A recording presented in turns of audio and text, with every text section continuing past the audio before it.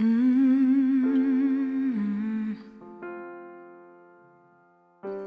are a nation of freedom, living under God. On September 15th, 1982, President Ronald Reagan gave an address to celebrate Hispanic Heritage Week.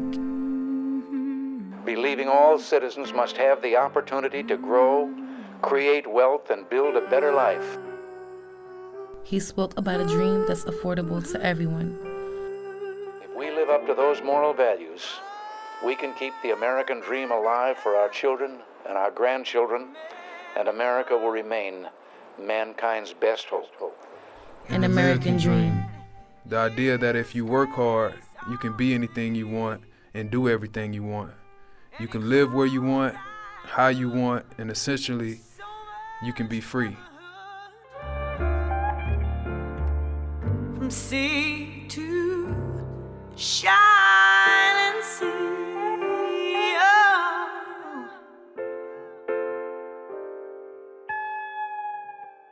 But decades have passed since President Reagan's address.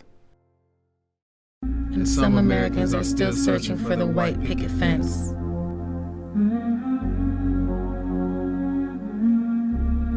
From quiet streets in Quincy, Florida, to neighborhoods in New York City, the quality and level of education received affects where Americans can afford to live. Low-quality education and low income leave more than 40 million Americans living in communities marked by gang violence, drugs, and overall economic insecurity. In the land of the free, these Americans find themselves with limited options, feeling trapped. I think about like people like my age that I have in the school and stuff like that has like been in college or are still in college or something like that. Probably if I would have stayed in school, I probably would have been more established. Having to be here is, I don't know, it's hard to explain. It's the only choice I had at the time. The only place I could afford. My grandkids, they want to go. They want to live somewhere else. And like I tell them, I say, well, hey, right now, we're stuck. Until something happens, you know. You know, going out and moving out was like always the big dream.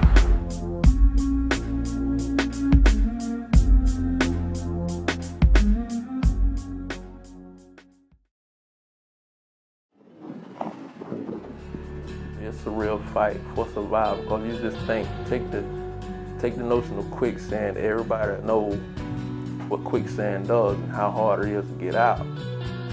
Quicksand. It can be wet sand that traps heavy objects, or it can be a situation that is difficult to escape. In America, poverty is quicksand for millions, and people like Tanya Stuckey can be the heavy objects that sink. That decision got me here, and I feel like I'm stuck here now. For this to be the capital, for me, I feel like there's nothing here. There's the job is low here. I'm a struggling single mother, just trying to make live day by day, and it's very, very difficult. It puts me in a place where I don't want to be. The community is just getting horrible. I don't want to be here anymore. If I could leave now, I would definitely leave now. What's holding you back? Not having the money to just up and leave. Geographic restraints leave many feeling stuck, with limited options in all aspects of life. Fresh groceries, safe parks, everyday things that people take for granted are a luxury that not everyone can afford. It's a supermarket which is down the street, far fresh, and well, they trying because it's under new management, so they doing a little bit better than what the first people had. The quality of it, they figure because it's in the hood, I guess people would accept anything, but that's the truth. They figure they put it there, eventually they're gonna have to come and get it because it's right there, it's in walking distance. But a lot of people use that supermarket. To get to the supermarket, like if you're not driving, you have to take 2 buses just to get to Winn-Dixie and to come back. And so that's about an hour and a half just to go from here from point A to point B, which is, it seemed close, but on the bus route, it's not.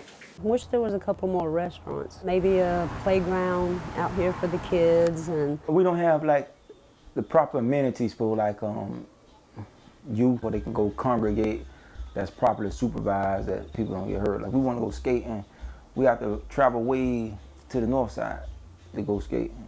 There's no like skating range around here. And the parks, they not as equipped as other parks are. And then a lot of the parks when I go to, even like the one that was closer to me, the one I got shot at, the water fountain out there, it's like the thing don't even work right. So in past years, there have been more than 11.2 million people who have reported wanting to leave their neighborhoods. Only 2 million have left. I own the trailer. Okay. I bought the trailer, so I just have lot rent. So it's just like, it's $170 a month, so it's affordable right now. Well, one bad quality is someone's backyard is your front yard. It's not much privacy. It goes like almost up against their back porch, and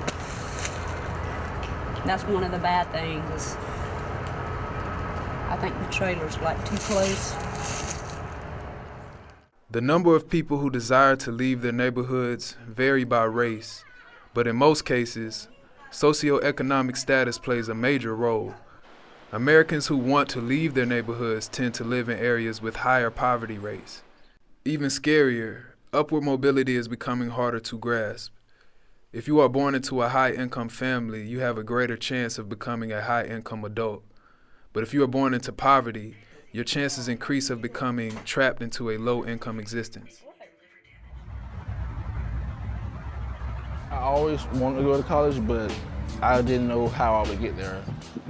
In America, the type of job that a person is able to obtain is directly determined by two things: who they know and how much education they have received. This poses a serious dilemma for individuals who can't afford to further their education and who simply don't have the necessary network connections. I knew I was like kind of poor growing up, so university probably wouldn't have been out of the question because of my mom, but then I got the scholarship and I was like, this is my ticket. And I had a basketball scholarship and an academic scholarship to this school. And a coach emailed me and was like, he saw some footage of me, and I was surprised because I didn't have no footage of me. And he just told me to apply to the school. I applied, I got accepted, and the school was actually real. So my mom just needed like $550 for me to get there, but she lost her job, so she couldn't ever get the money. And push came to shove, time came, I never got there. So the scholarship kind of flew over me. I definitely think things would be better. Like, all I got is a high school diploma on my resume. My mom passed away from a car wreck, and that was when we was young. Ever since then, my grandmother raised us then. Even from that point, life was different. My mom would always be on us about doing our schoolwork. Grandma would be more on us about making sure you did your housework and stuff. So I see the importance of that schoolwork now. So I'm hard on my baby about it too.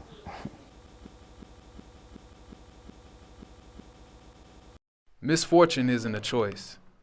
People don't choose to be born into poverty, and oftentimes, financial hardships and undesirable circumstances prevent people from being able to continue their education beyond public school. But even if you do have a low income, and even if you can't afford to go to college, does that mean you shouldn't be afforded fresh groceries in a clean park? I don't like a lot of things that go on in the community. There are many consequences of living in undesirable neighborhoods. In recent years, many households have wanted to move from neighborhoods because of concerns like neighborhood safety.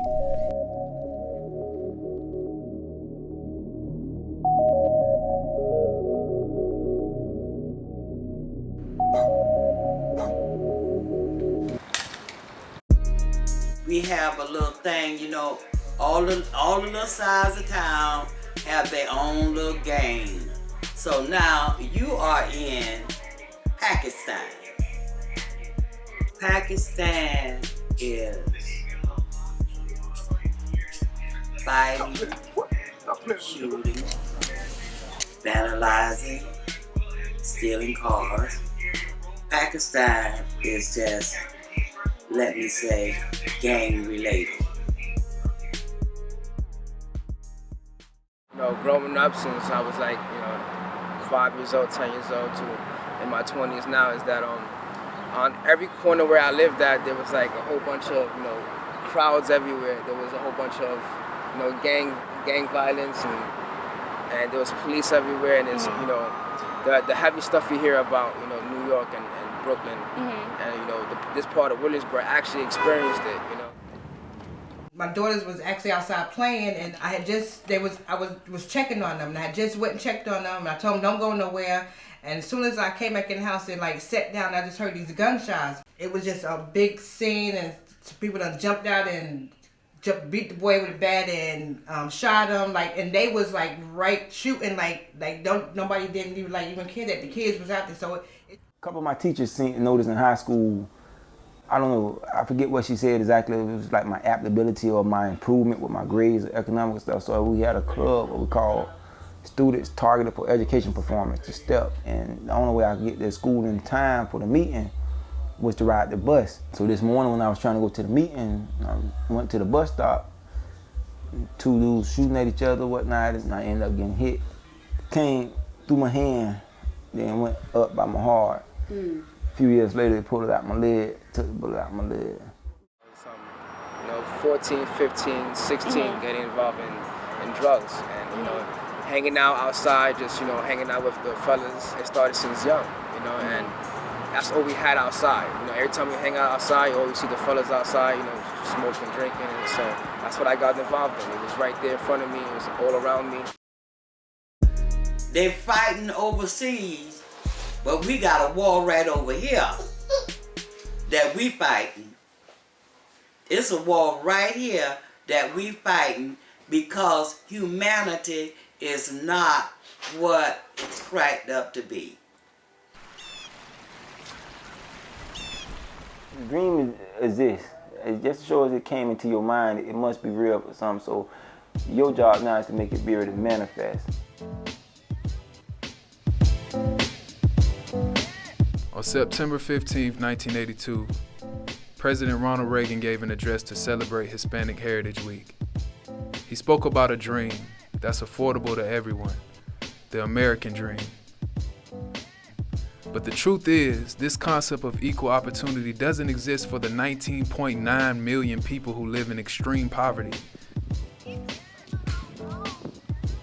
For the millions of individuals who feel that they are restricted from the American dream that Reagan so eloquently outlined, being trapped isn't a choice, and the dream is too expensive. It'd be the white picket fence with, flowers. I love flowers. Flowers everywhere. I already have a daughter, so I just want, I want to be happily married, successful in life. Not worrying about every little thing, just being secure. I always had that vision, in mind of a new life somewhere else out the state. And now that I'm getting older, I'm seeing the vision even more clear and clear. Not only by myself, but with a family. 3 kids, a big house. I would love to be an OBGYN, working my hardest to get there. Just no worries as far as bills go. I still want to own my own business, and that would be my American dream, just to work for myself, live for myself, and to support my family. Just live and be happy.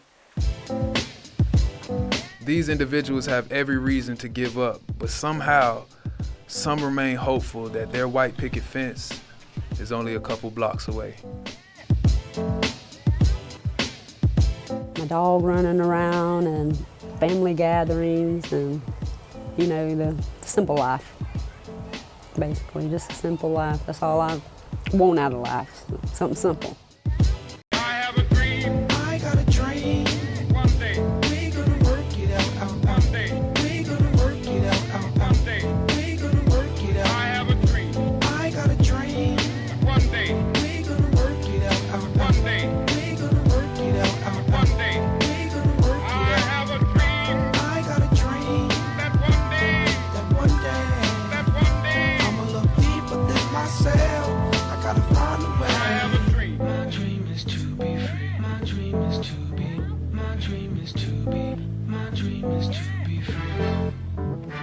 search of brighter days. I ride through the maze of the madness. Struggle is my address. So who can't do it? I done did it.